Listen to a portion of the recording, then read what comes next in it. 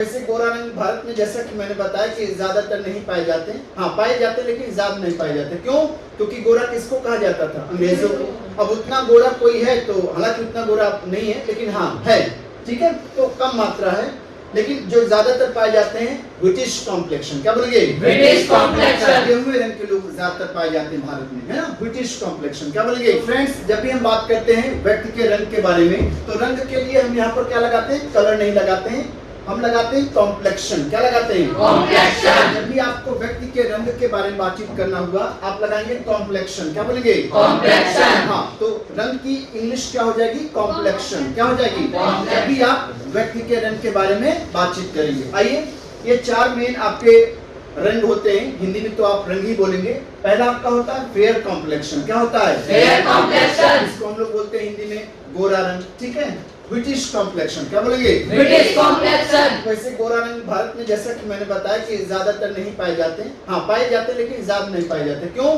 क्योंकि गोरा किसको कहा जाता था? अंग्रेजों को। अब उतना गोरा कोई है तो, हालांकि उतना गोरा नहीं है लेकिन हाँ है, ठीक है, तो कम मात्रा है।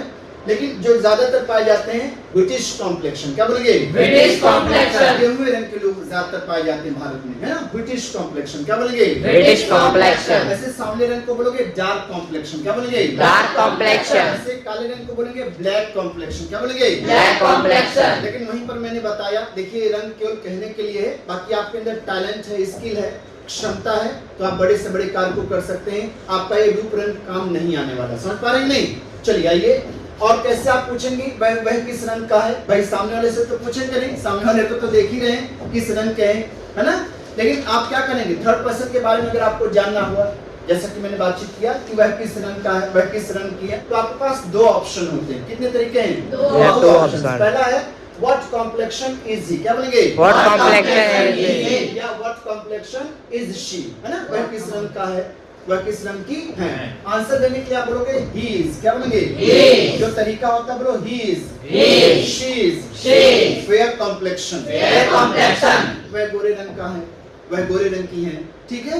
ऐसे एक और तरीका है इसको पूछने के लिए, बताने के लिए, बोलो what complexion has he got, has she got. क्योंकि जो रंग रहता है हम आपके पास ही रहता है, इसलिए इसको भी ऐसे बोल सकते हैं। बोलो what complexion what complexion has he got, he has got, she has got, fair complexion, British complexion, dark complexion, यानी वे सांवले रंग के हैं, ठीक है, गोरे रंग के हैं या गोरी रंग की हैं, जैसा भी रहेगा आप क्या करेंगे? इन्हीं चारों में से क्या करना, आपको जवाब देना है। तो रंग के लिए एक बार फिर से जान लेते हैं। कलर नहीं बोलेंगे, जहां तक व्यक्ति के रंग की बारे में बातचीत होगी आप लगाएंगे कॉम्प्लेक्शन। क्या बोलेंगे? कॉम्प्लेक्शन। फिर से बोलिए कॉम्प्लेक्शन। चार आपके मेन आपके ही होते हैं। Fair complexion. क्या बोलेंगे? Fair complexion. British complexion, British complexion. Dark complexion, dark complexion. Black complexion. Black complexion. और जैसा कि मैंने क्या कहा, सामने वाले से तो पूछेंगे नहीं, सामने वाले को आप देख ही पा रहे हैं किस रंग के हैं, किस कॉम्प्लेक्शन के हैं। Did you understand guys? Yes, sir. चलो, all the best.